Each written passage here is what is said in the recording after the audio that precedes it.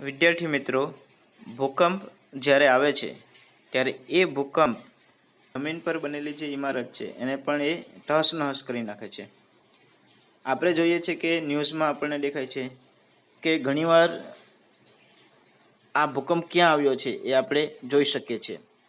તો ચાલો આપણે આજે જોવાના છે ભૂકંપ કેવી રીતે આવે છે અને તેની પાછળનું કારણ શું છે, જમીનની અંદર શું હલચલ થાય છે જેના કારણે ભૂકંપ થાય છે. અને ભૂકંપની વાત થાય છે ત્યારે પૃથ્વીની રચના પણ આપણે જોવાના છે. આપણે જોવાના છે કે આ પૃથ્વી જે છે ઘણા બધા લેયરથી બનેલી છે. આપણે અગાઉના ચેપ્ટરમાં જોઈ ગયા કે ડુંગળી જે છે એ ઘણા બધા લેયર બનેલી હોય છે.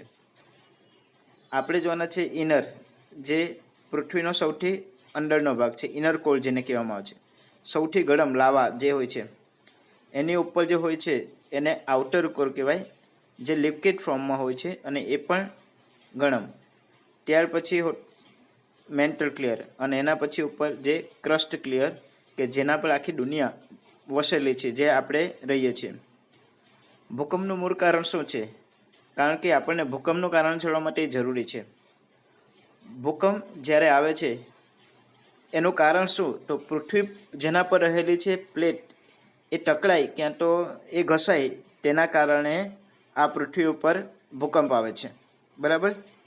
હવે આપણે જોવાના છે નીચેનો જે પૃથ્વીનો કોળ છે, જે મૂળ ભાગ છે, વચ્ચેનો કેન્દ્રનો ભાગ, એમાં લાવા હોય છે જે ઉપર ઉઠે છે અને મેન્ટલનું જે લેયર છે ત્યાં પહોંચે છે અને ત્યાં ટકરાય છે અને પછી એ ઠંડુ થઈ અને ફરીથી નીચે પડે છે.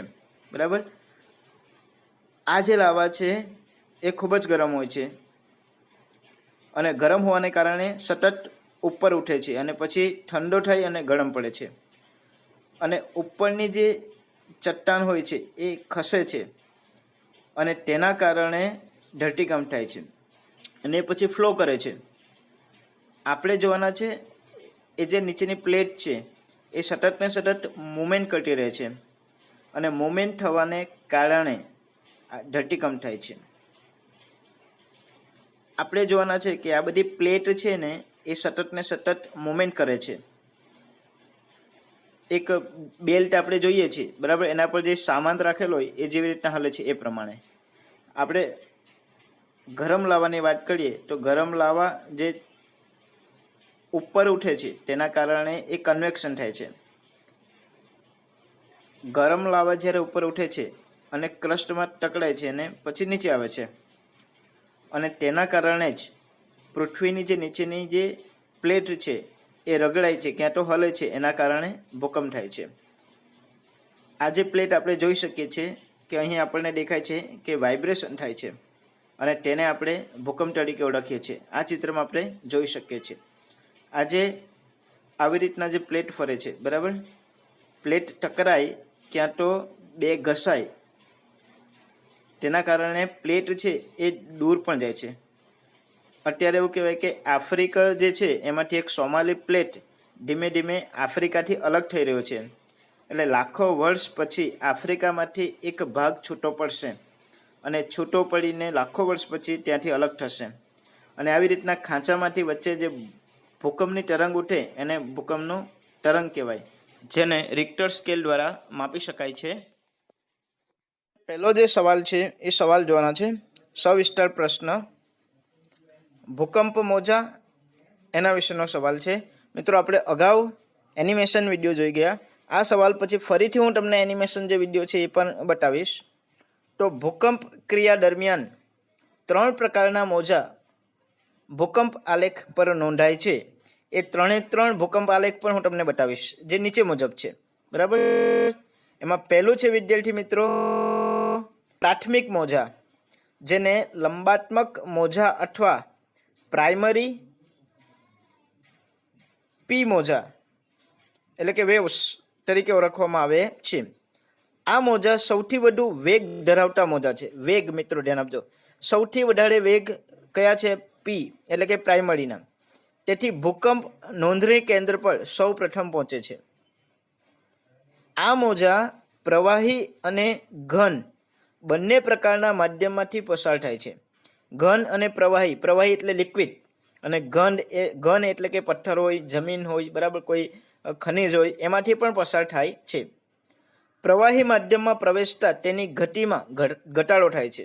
ઘનમાંથી તો સરળતાથી પસાર થઈ જાય, પરંતુ પ્રવાહી જે લિક્વિડ છે, પાણી છે, તેલ છે, કે બરાબર, એમાંથી જ્યારે પસાર થાય છે તો એની ગતિ જે છે એ ગતિ થોડી સ્લો થઈ જાય છે. કેન્દ્રીય ભાગમાં તે પ્રતિ સેકન્ડે એટલે કે 1 સેકન્ડમાં 8 થી 14 કિલોમીટરના વેગથી પસાર થાય છે. બરાબર, કયા ભાગમાં? કેન્દ્રીય એટલે વચ્ચેના ભાગમાં. જ્યારે જ્યાંથી એનો ધ્વનિ ઉત્પન્ન થાય છે ભૂકંપનો, તો 8 થી 14 કિલોમીટર એના વેગથી, એટલી 1 સેકન્ડમાં 8 થી 14 કિલોમીટર સુધી એનો અવાજ એટલી ઝડપથી ફેલાય છે, વેગથી પસાર થાય છે. અને આ પ્રકારના મોજા અવાજના મોજાને મળતા આવે છે. એટલે આપણે જે આમ ગાડી ચલાવતો હોય ત્યારે જે અવાજ આવે ને આ ટાઈપનો, બરાબર, આ જે અવાજ છે એ અવાજના મોજા આવે છે એને એ મળતો આવે છે. અને આ મોજા એ પૃથ્વીના બધા જ ભાગમાં પ્રવેશી શકે છે. બરાબર, એનો આપણે પાછળથી એક તમને ગ્રાફ પણ બતાવીશું. હવે આપણે જોવાના છે દ્વિતીયક મોજા, જેને ઉપમોજા અથવા એસ મોજા વેવ્સ તરીકે ઓળખવામાં આવે છે.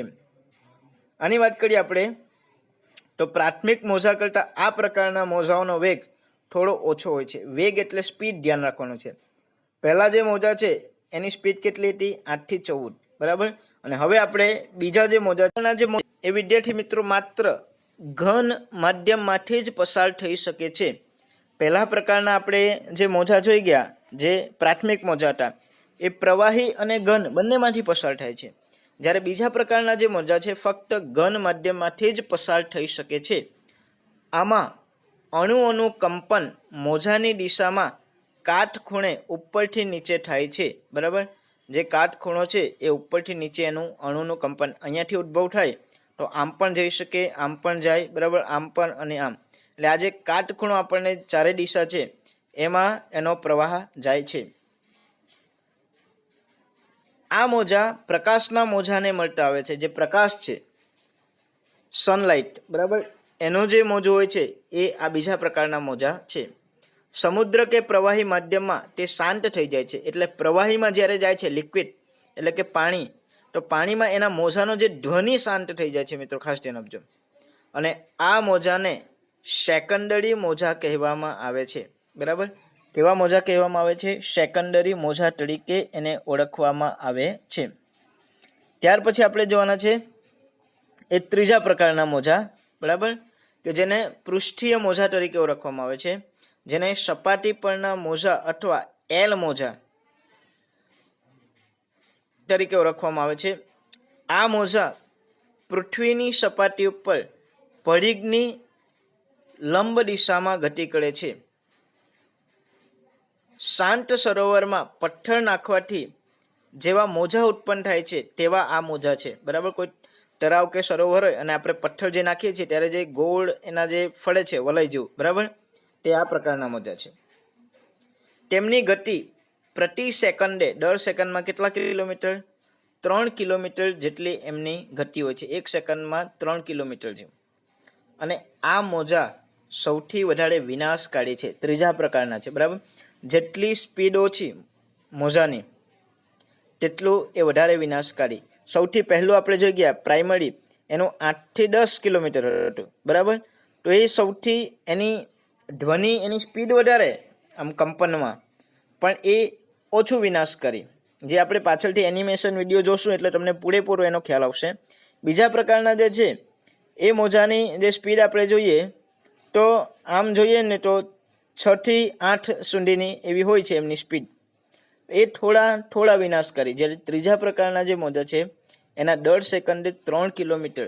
એટલે આ મોજા છે ને જેની સ્પીડ ઓછી, એ મોજા વિનાશકારી વધારે. પૃથ્વી સપાટી પર જે ભૂકંપની વિનાશકારી અસર થાય છે તે આ મોજાને આભારી છે. બરાબર, સૌથી વધારે આપણે જે ભૂકંપમાં વિનાશ જોઈએ છે ને, વિનાશ જેનાથી નુકસાન થાય છે, એ ત્રીજા પ્રકારના, જેને પૃષ્ઠીય મોજા, સપાટી પરના મોજા અથવા એલ મોજા તરીકે ઓળખવામાં આવે, એ સૌથી વધારે વિનાશકારી છે.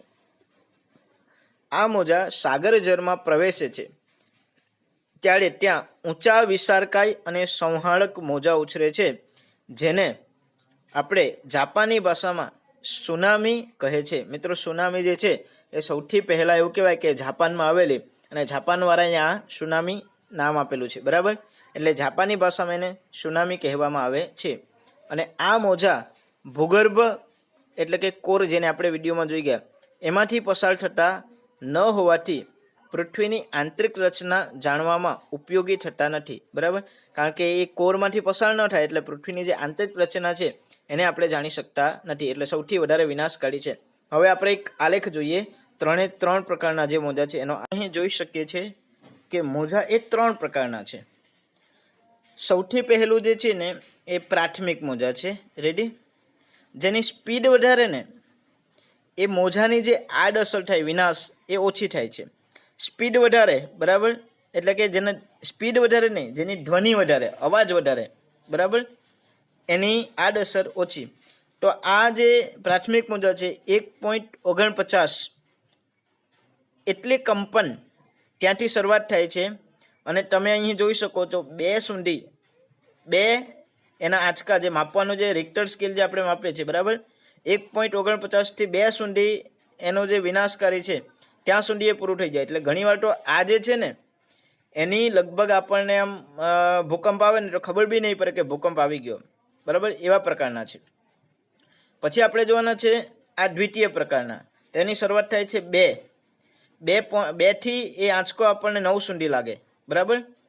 તો આ દ્વિતીય મોજા જેને કહેવામાં આવે એસ, તો આની થોડી ઘણી આડઅસર થાય, બરાબર, કે કદાચ વૃક્ષ પડી જાય, વસ્તુ હલી જાય, ટેબલ પરથી વસ્તુ નીચે પડી જાય, આવી કોઈ કંઈક આની થોડી ઘણી આડઅસર થાય, કાચા ઘરો તૂટી જાય થોડા ઘણા, બરાબર। એટલે થોડી ઘણી નુકસાન એ જે 2 થી આપણને 9 સુધીનો આંચકો લાગે રિક્ટર સ્કેલ જે માપે છે, બરાબર, તો એની થોડી ઘણી અસર વધારે થાય।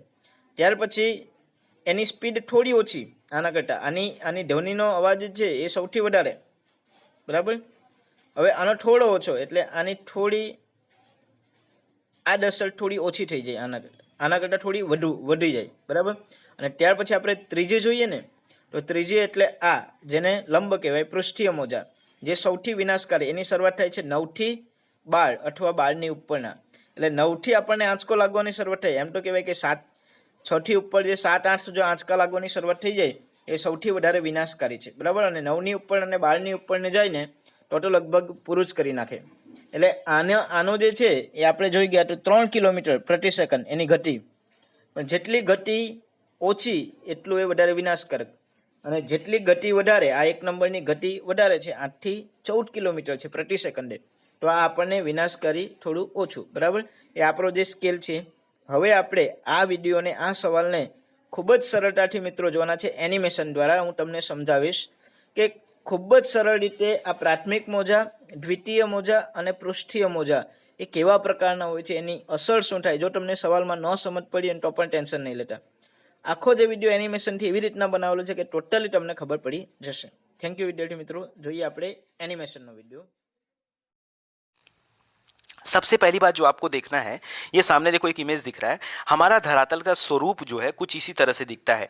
कहीं पे प्लेन भूमि है, कहीं पे थोड़ा सा गिरा हुआ है, यहाँ पर नदियाँ बह रही हैं, ठीक है, ये है घास फूस, पहाड़ी मैदान, कुछ इस तरह का एक माहौल देखने को मिलता है, ठीक है, कुछ इस तरह सा एक मान के चलते हैं।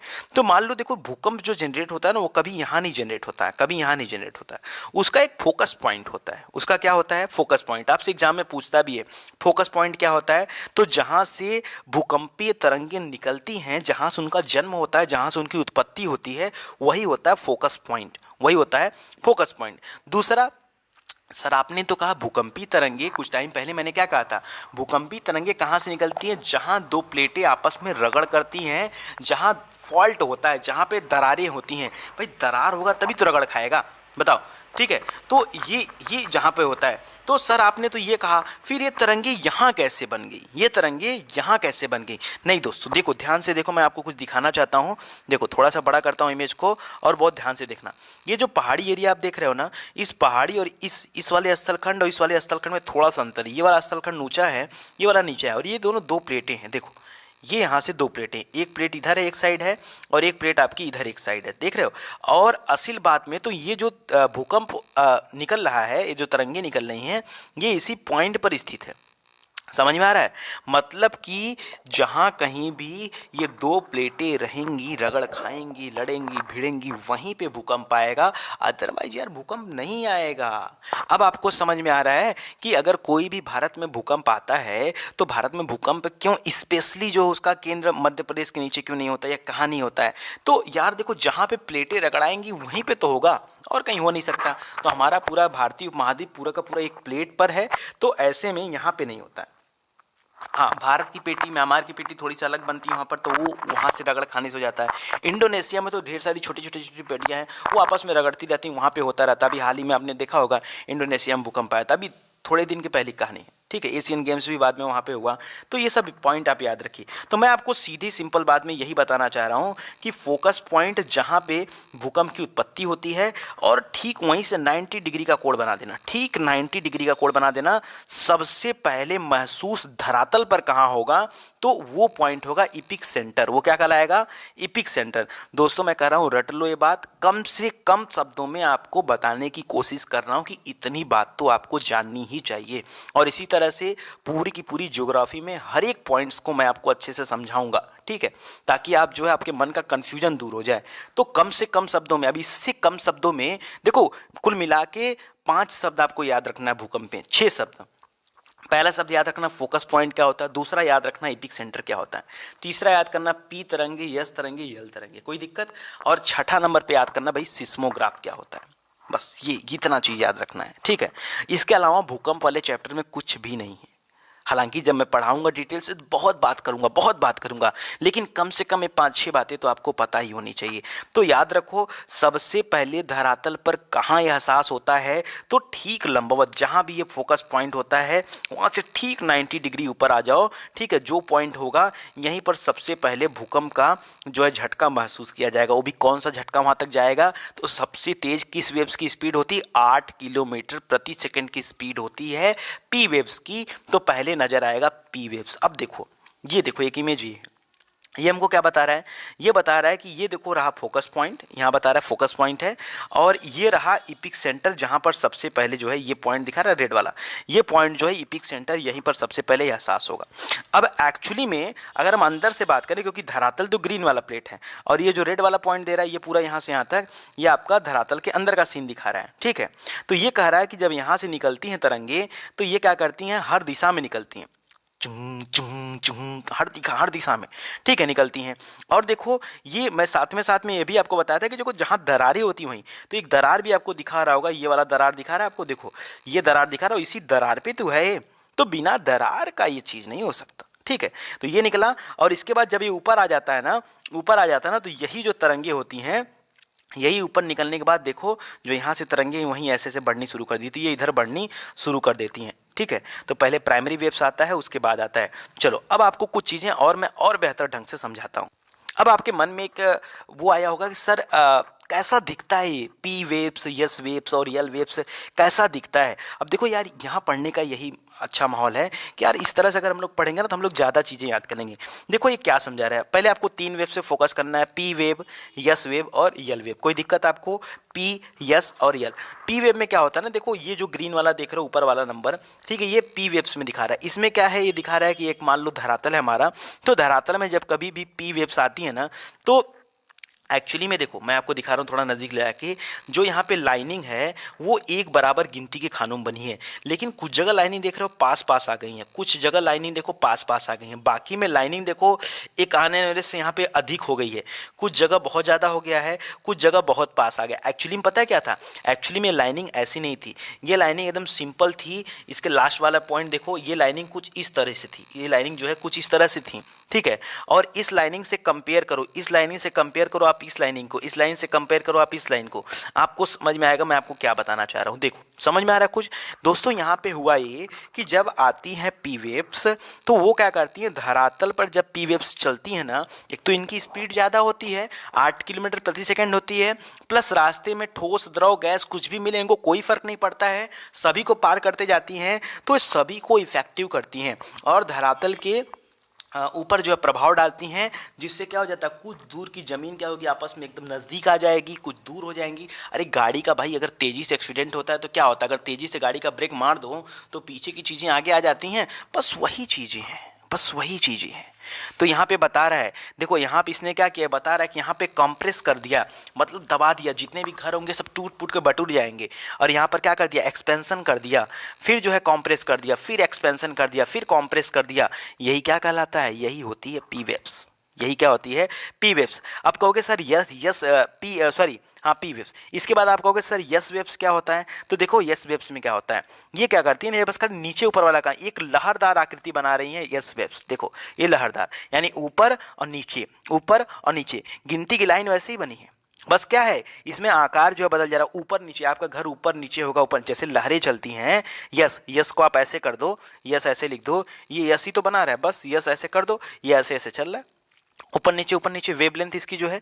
तीसरा जो बता रहा है सर यल लेंथ में क्या होता है, सबसे खतरनाक होती है भाई, प्यार कर दिया ना, लव कर दिया, सबसे खतरनाक होती है। इसमें क्या होगा, जो ऊपर नीचे करती हैं वो तो करेंगी करेंगी, उसके साथ साथ क्या करता है ना, इसमें एक तरफ इधर खिंचाव होगा, एक तरफ इधर खिंचाव होगा, मतलब ऊपर नीचे भी हो, साथ साथ ऐसे और ऐसे भी हो यार, तब तो पूरा टूट फूट जाएगा। बताओ, ये तो हर दिशा में हो गया ना भाई, अगर हम ऐसे जाएंगे तो ऊपर भी तो जा रहा है, ऐसे जाएंगे नीचे भी आ रहा है, यानी ऊपर नीचे आगे पीछे, ऊपर नीचे आगे पीछे। यार यल वेव सबसे खतरनाक होती है और इसकी स्पीड भी धीरे धीरे रहती है, 1.5 किलोमीटर प्रति सेकंड से लेकर के 3 किलोमीटर प्रति सेकंड के बीच में चलती हैं, एकदम आहिस्ता आहिस्ता तोड़ती हैं घरों को, आहिस्ता आहिस्ता। ठीक है, इसकी अगर ये आ जाए तो फिर बचना बहुत मुश्किल होता है। सबसे खतरनाक जो है वेव से यही होती है। समझ में आ गया आपको? अभी नहीं भी समझ में आया तो और भी कुछ आपको दिखाता हूँ, आओ देखो।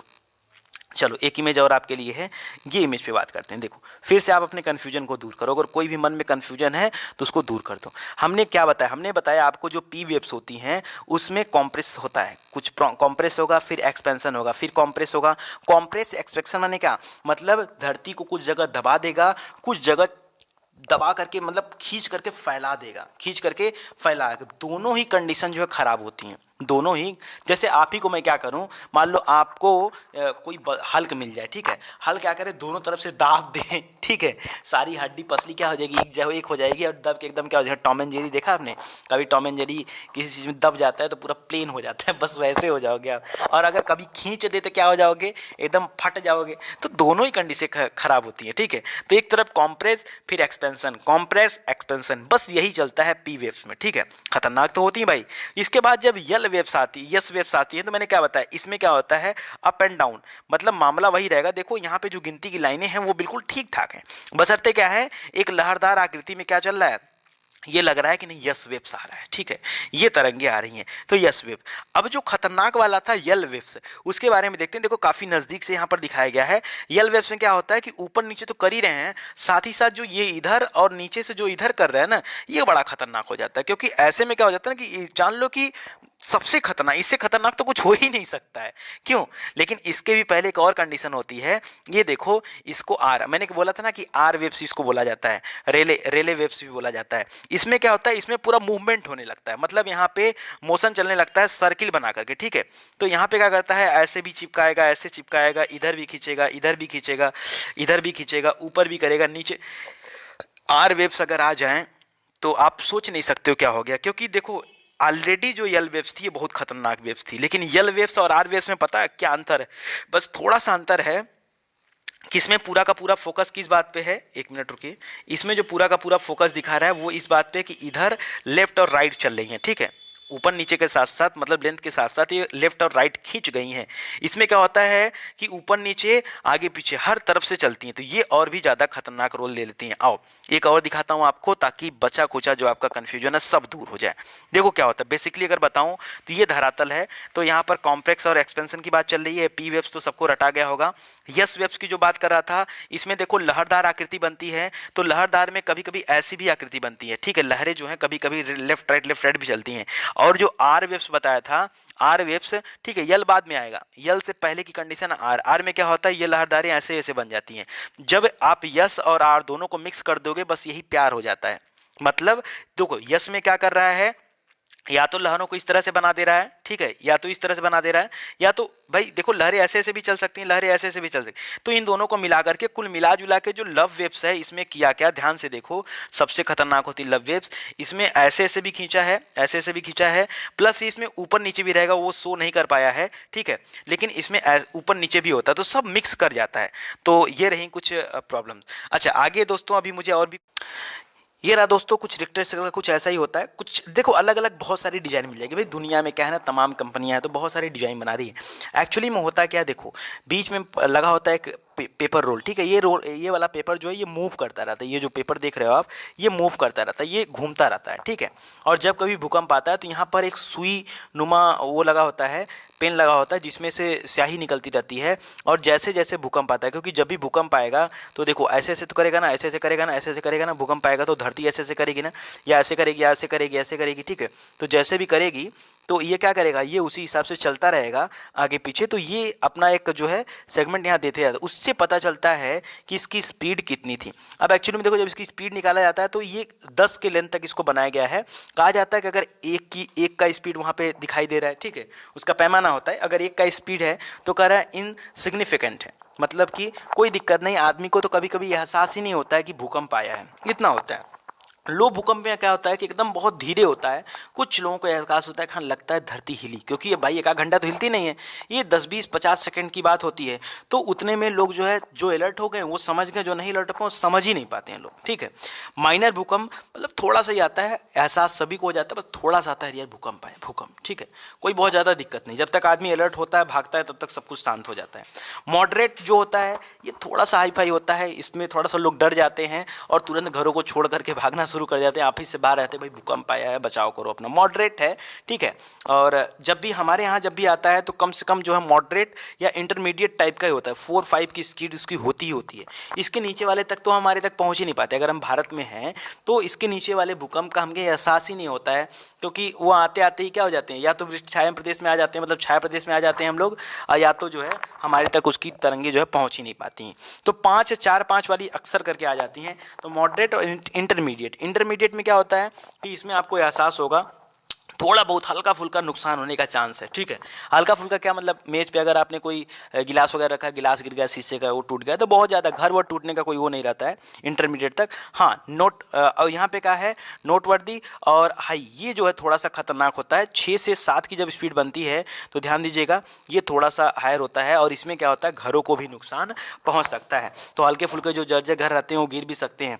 आगे है फार रीचिंग, ये और भी खतरनाक होता है। तो 7 से अगर आप ऊपर गए, 8 पे गए तो जान लो फिर आपकी सड़क टूटनी चालू हो जाएंगी, घर गिरने चालू हो जाएंगे, ये सब हो जाता है। और 9 की स्पीड तो आउटस्टैंडिंग होती है, ठीक है, पूरा का पूरा शहर एक मलबे में तब्दील हो जाएगा, कुछ पता ही नहीं चलेगा, और जो देखने वाले हैं उनका भी नहीं पता चलेगा। और एक्स्ट्रा ऑर्डिनरी अगर हो गया तो फिर अब बात करना बेकार है उसके ऊपर है, ठीक है, तो पूरी कहानी खत्म हो जाएगी। तो कुछ इस तरह से इसका जो है आंकड़ा दिया गया है। आगे है, आप जानना चाहोगे सर भूकंप आता कहाँ कहाँ है, तो इसके लिए स्पेशली एक रिंग ऑफ फायर है जहाँ पर बहुत ज़्यादा भूकंप आता है, बहुत ज़्यादा, हद से ज़्यादा डेली भूकंप आता है। आप कभी भी नेट पर सर्च करोगे ना आपको कहीं ना कहीं भूकंप तो मिलेगा ही मिलेगा, ठीक है, इस पूरे बेल्ट में कहीं ना कहीं हमेशा मिलेगा। तो इसी को बोला जाता है रिंग ऑफ फायर, अग्निवलय नाम सुना होगा आपने। ये देख रहे हो, ये मैप आप देख रहे हो, ये दक्षिणी अमेरिका है, ठीक है, ये आप एंडीज पर्वतमाला देख रहे हो, और इसके ऊपर जाओगे तो ये आपको उत्तरी अमेरिका दिख रहा होगा, ठीक है, इधर आपका मैक्सिको वगैरह दिख रहा होगा, इधर यूएसए दिख रहा होगा, इधर कनाडा दिख रहा होगा, इधर अलास्का दिख रहा होगा, ठीक है। इधर आ जाओगे तो ये आपका एशिया वाली प्लेट हो गई, इधर आपका रसिया हो गया, इधर कोने में आपका चाइना वगैरह हो गया। लेकिन देखो इस प्लेट को नहीं टच कर रहा है, इस प्लेट के बाहरी वाले हिस्से को टच कर रहा है, ध्यान से देखो, चलो जूम करके थोड़ा सा पास ले चलता हूँ। आप देख पा रहे हो दोस्तों कि यहाँ अगर मैं यहाँ अमेरिका से बात शुरू करूँ तो अमेरिका के द्वीप को टच करते हुए आ रहा है, यहाँ पे उत्तरी अमेरिका जो महाद्वीप है उसको भी टच करते आ रहा है, अलास्का को भी टच करते आ रहा है। लेकिन अगर इधर मैं एशियन प्लेट की बात करूँ तो एशियन प्लेट को बिना इफेक्ट किए एशियन प्लेट से दूर ही रह रहा है, जहाँ पर आपका जापान वगैरह, तो इसी बेल्ट पे आपका जापान वगैरह पड़ता है। ये देखो यहाँ पर दे रहा है जापान ट्रेंच, ठीक है, ये जापान ट्रेंच, ये यहाँ पर जापान ट्रेंच, ठीक है। तो ये जापान वगैरह से होते हुए फिलीपींस नीचे देगा, और यहाँ क्या पढ़ेंगे इंडोनेशियाई कंट्री है, ये इंडोनेशिया महाद्वीप है, महाद्वीप कह रहे हैं, इंडोनेशिया द्वीप समूह है तो यहाँ पर है, और ये ऑस्ट्रेलिया के ठीक ऊपर से ये बेल्ट घूम जा रही है। तो ये पूरा का पूरा रिंग ऑफ फायर है जहाँ पर जो है सबसे ज़्यादा भूकंप के झटके महसूस किए जाते हैं। क्योंकि अच्छा एक चीज़ और आपको लगेगा कि सर यही क्यों है, क्या इसके अलावा और भारत में नहीं आते हैं?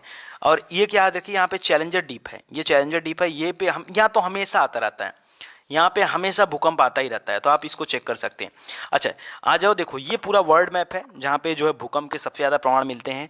तो आप देखो उत्तरी अमेरिका, दक्षिण अमेरिका, इन दोनों को उठा लो तो इनका जो पश्चिमी तट है, पूर्वी तट नहीं, कौन सा तट, ये पश्चिमी तट जो है दोस्तों, जो आपके प्रशांत महासागर की तरफ है, ये जो तट है इस पे बहुत ज़्यादा भूकंप आता है। आप देखो ना, ये जितने पॉइंट पॉइंट बनाए सब जो है भूकंप वाले ही प्लेट हैं, सब भूकंप वाले प्लेट हैं, ठीक है।